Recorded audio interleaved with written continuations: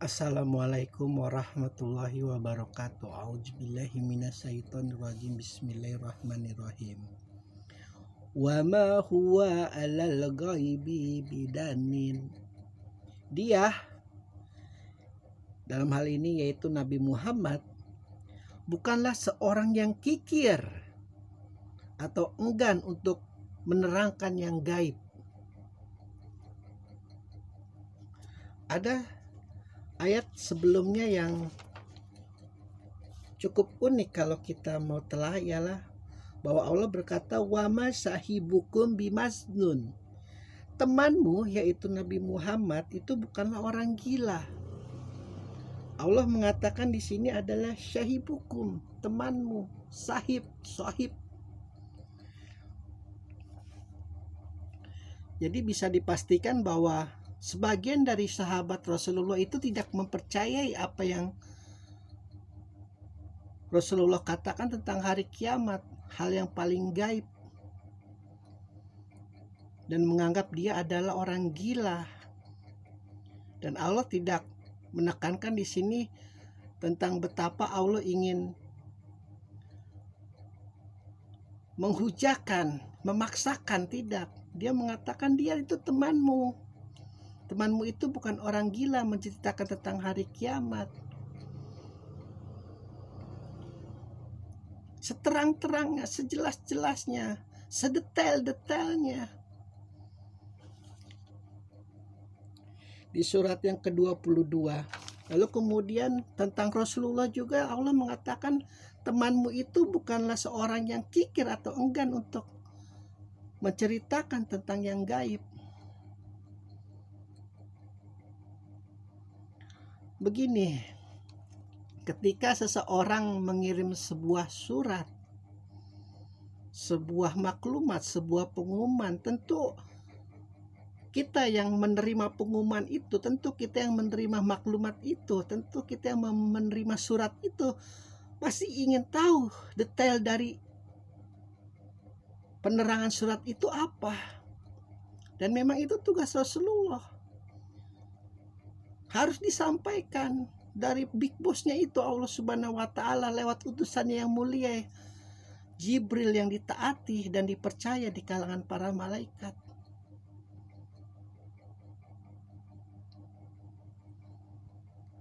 Ketika para penyembah berhala pada saat itu dengan 360 berhalanya mengelilingi Ka'bah, itu sudah otomatis mereka itu terlalu tergila-gila dengan hal yang gaib. Bahkan sudah kita bahas juga bagaimana Rasulullah dicoba untuk diteluh. Jadi mau tidak mau, hal yang gaib pun Allah harus sampaikan kepada Rasulullah. Dan yang namanya pengumuman itu harus jelas, harus terang. Kalau tidak jelas, tidak terang, ya nanti terombang-ambing. Ini maksudnya apa? Ini maksudnya apa? Walaupun otomatis pasti ada yang tidak akan terima. Pasti akan ada yang tidak paham, tidak mengerti, dan bukan mustahil pula akan ada yang membangkang. Bahkan ada yang menuduh bahwa pengumuman ini tidak benar, ini Muhammad. Kau itu orang gila Muhammad, bagaimana mungkin kita sudah mati jadi tulang belulang. Sering Allah terangkan ini ayat tentang tulang belulang yang dipertemukan dengan ruh. Kalau engkau mencelah berhala-berhala kita, kalau engkau tidak suka berhala-berhala kita, kalau kau tidak ingin menyembah berhala-berhala kita, ya mungkin kami bisa menerimanya. Namun ketika engkau menerangkan kalau kami bakal dibakar di dalam api neraka, akan diganyang habis oleh Tuhanmu, wah, kami tidak terima. Kami akan anggap engkau sesat, kami akan anggap rajanya bidah. Meskipun secara logika mereka nuraninya berkata, ya benar juga, Ka'bah itu yang mendirikan Ibrahim. Ibrahim memenggal kepala Tuhannya Namrud, berhalanya Namrud, yang sebesar Garuda Wisnu Kencana GWK. lewat bantuan Jibril. Namun ketika Rasulullah mengatakan bahwa mereka nanti akan terbakar di api neraka, dan ketika mereka terbakar di api neraka, kami orang-orang yang beriman, kami kaum yang mempercayai Allahnya Ibrahim akan menertawakan kalian. Ya otomatis lah. Dan Rasulullah pun Allah terangkan bahwa dia tidak kikir tentang hal yang gaib. Mau segaib apapun. Tentang sejarah Nabi Adam sampai Isa, sampai Nabi terakhir yang Allah turunkan. Sampai pada dia sebagai Nabi terakhir. Kenapa dalilnya harus Nabi terakhir? Karena memang sudah puncak.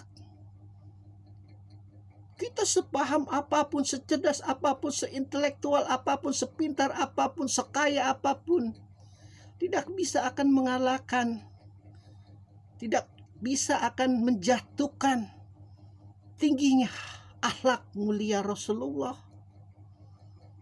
Nabi yang komplit. Berteman dia jago, berkeluarga dia jago, berperang apalagi. Sebagai pemimpin umat dia sungguh luar biasa. Sebagai pemimpin keluarga apalagi.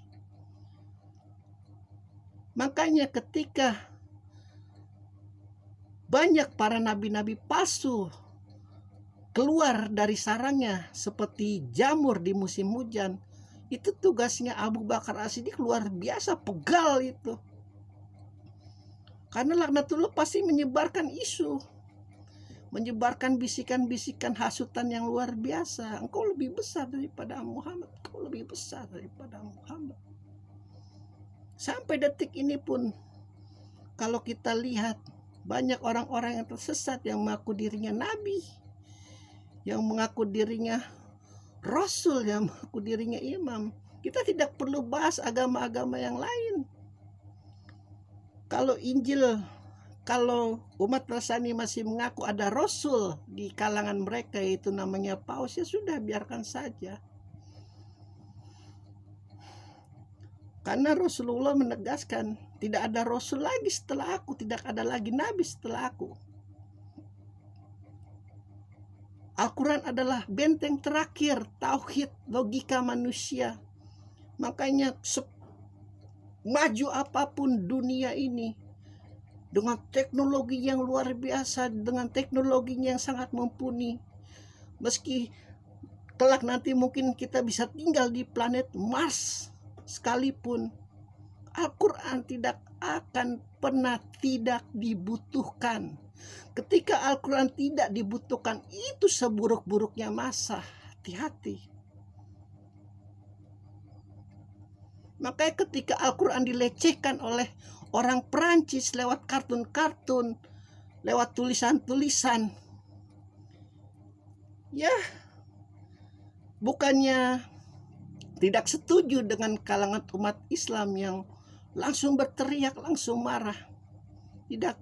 Bukannya tidak setuju, namun itu bukan sesuatu yang penting untuk dilakukan. Yang penting dilakukan adalah bagaimana kita menerapkan Al-Quran dalam kehidupan sehari-hari. Bagaimana hadis-hadis Rasulullah itu bukan hanya tentang syariat, tapi tentang perilakunya, bagaimana dia begitu jijik untuk memakan duit orang, mengambil hak orang. Bahkan putrinya yang paling dia sayangi, Fatimah, pun akan dipotong tangannya jika benar dia mencuri selendang.